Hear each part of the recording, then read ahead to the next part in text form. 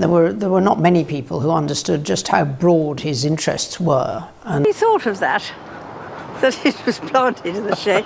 It wasn't in the shade originally, I'm sure. For years, the world saw Queen Elizabeth and Prince Philip as the ultimate royal couple. But behind the palace doors, things weren't as perfect as they seemed. Princess Anne just dropped a shocking revelation about why her father chose to live apart from the Queen. What really happened? Let's uncover the truth. For decades, Queen Elizabeth and Prince Philip stood side by side, presenting a rock-solid image to the world. They were seen as the ultimate royal couple, two figures of strength and unity, always supporting each other through every royal duty and major event. But while the cameras captured their unwavering bond, a different reality played out behind the scenes. Many assumed their love story was flawless, but then came the surprise. Prince Philip chose to live separately from the Queen in his later years. The decision raised eyebrows. After all, why would a couple married for more than 70 years suddenly stop living under the same roof? Was there tension, a personal struggle, or was it something else entirely? Now, years later, their daughter, Princess Anne, has finally addressed the lingering speculation. She revealed key insights about her father's decision, ones that suggest it wasn't just about personal preference. Her words paint a more complex picture, one that challenges what we thought we knew about the Queen and Philip's relationship. What was really happening inside the palace? Why did Philip walk away from Buckingham Palace and choose a quieter life elsewhere? Let's break it down. Elizabeth and Philip's journey started long before they became one of the world's most famous couples. Their first meeting was at a royal wedding in 1934, but it wasn't until years later that sparks truly flew. At just 13 years old, Elizabeth was captivated by Philip's charm during a visit to the Royal Naval College. He was lively, confident, and effortlessly charismatic, traits that made a lasting impression on the young princess. As time passed, their connection deepened through letters, private meetings, and quiet moments away from the public eye. Philip's humor and directness were a refreshing contrast to the formality of royal life, making him the perfect match for Elizabeth. But from the beginning, there were concerns. Some believed Philip, a Greek and Danish royal in exile, wasn't a suitable husband for the future queen. However, Elizabeth's devotion never wavered. Their love endured, but would it be enough to withstand the pressures of royalty? For the first few years of their marriage, Philip and Elizabeth enjoyed moments of freedom, particularly during their time in Malta. There, they lived a relatively normal life, attending events, enjoying dinners, and experiencing a world without the constant scrutiny of the crown. But everything changed in 1952. When King George VI